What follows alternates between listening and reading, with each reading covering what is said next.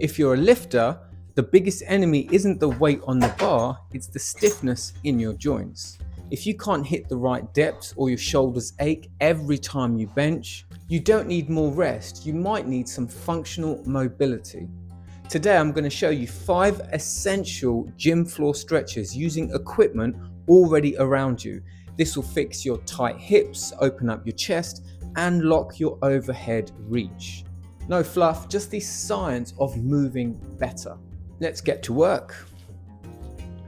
The first stretch is for the outside of the hips. Now these muscles, they can get so achy after squats, deadlifts. They pretty much support you in everything you do. So my go-to stretch is this pigeon pose, where I create this kind of 90-degree angle at the knee and I just step back with the other foot. Now this might be enough. You might be able to go all the way down, but just be conscious that you don't create discomfort, that there's no pinching in your right knee or your front knee as you're doing that. So in some cases, this is enough. I just hold my foot so it doesn't kind of fall inwards, just there, and breathe. Now I do really subtle things, like I don't stay here like a robot. I just move forward, back, and I find if I step back further with my left foot, I can also feel the stretch into my front hip flexor, just there, and breathe. Oh man, oh, I feel that stretch. And of course, don't forget to do it on the other side. And one side is always going to be worse than the other. What you want to avoid is shifting over to the side of the front leg. So can you see how I want to be more neutral rather than this? So you might have to come up onto your fingertips to start with. There. Let me get back into it. Breathe in and breathe out, sink. Move, circle, grimace, ease off. Oh! Oh! Your second stretch is for your hamstrings. That, unless you have a really deep range of motion in your deadlifts, these muscles get hammered.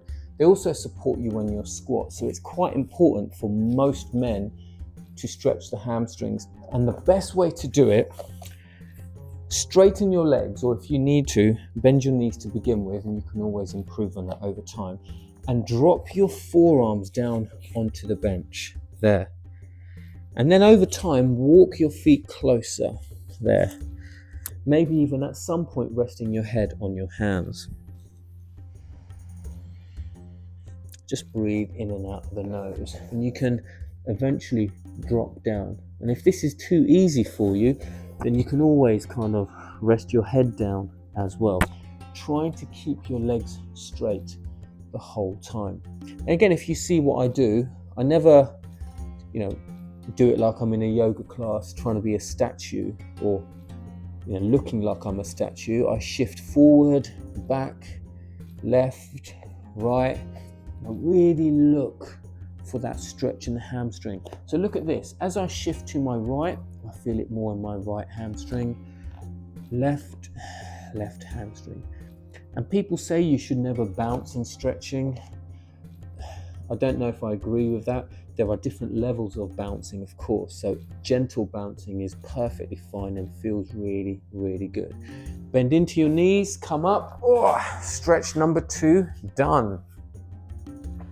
This next one is for your lats. Now, this particular stretch will massively improve your overhead lift, your military squats, your snatch, whatever it is that you're doing. You're going to rest your elbows on the edge of the bench, go back with your knees, and then you're going to try to bring your head down between your chest and the bench, just there. Just keep your head neutral, just relax, and then feel that stretch in your lats all the way under your armpits, all the way down to your lower back. Now, this is really important. If you feel any discomfort in your lower back, you just need to kind of tuck your bum under slightly, okay? Tuck. And now I feel an amazing, there we go.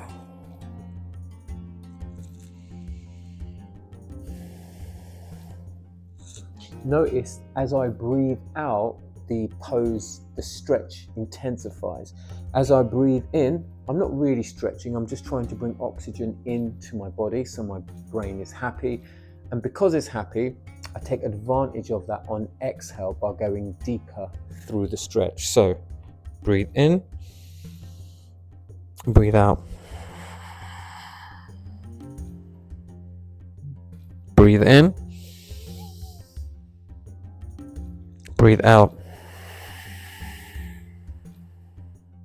Oh, that is an incredible stretch. And that again is going to improve your overhead press, because most men, when they overhead press, their pelvis shifts, and that's a sign of tight lats. But we are addressing that, and we're going to get better at our overhead presses.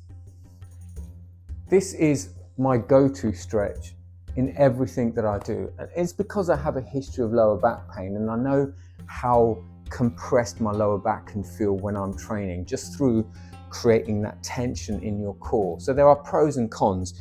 You need that tightness in your core to stabilize you when you're lifting weights, but at the same time, it can stay rigid and tight. It can cause me some lower back discomfort. It can shoot down into my hip as well, my backside, into my legs. So what I do is I sit down like this into kind of a deep squat. I rest my arms on the bench, and holding onto the bench, just sit back there.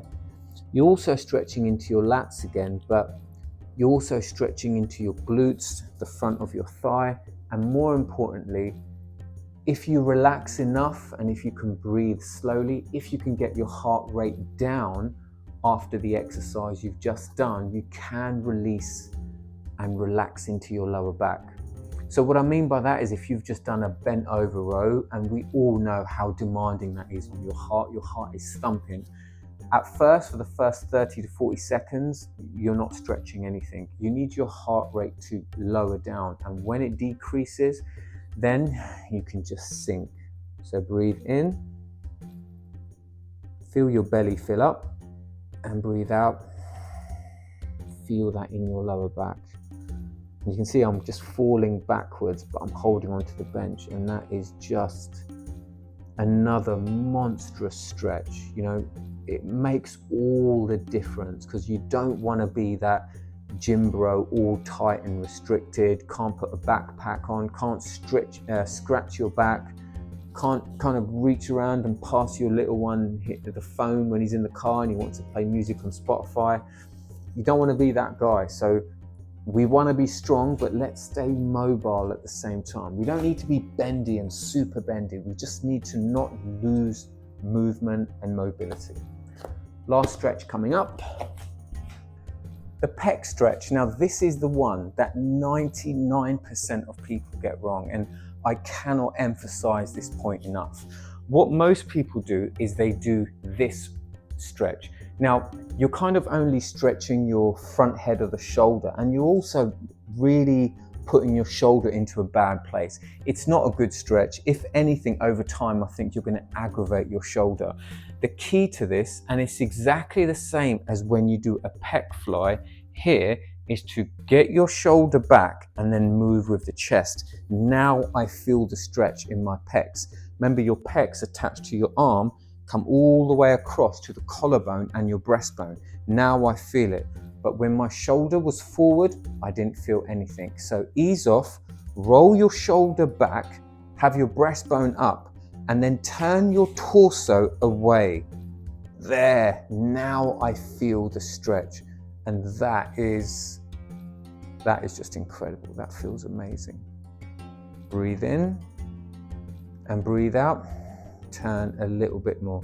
If there's any discomfort into your neck, or if you feel one long sensation down your arm, that is not a muscle. That would be, I don't want to complicate this, but it's a nerve coming from your neck. So you need to find a way to fidget and adjust.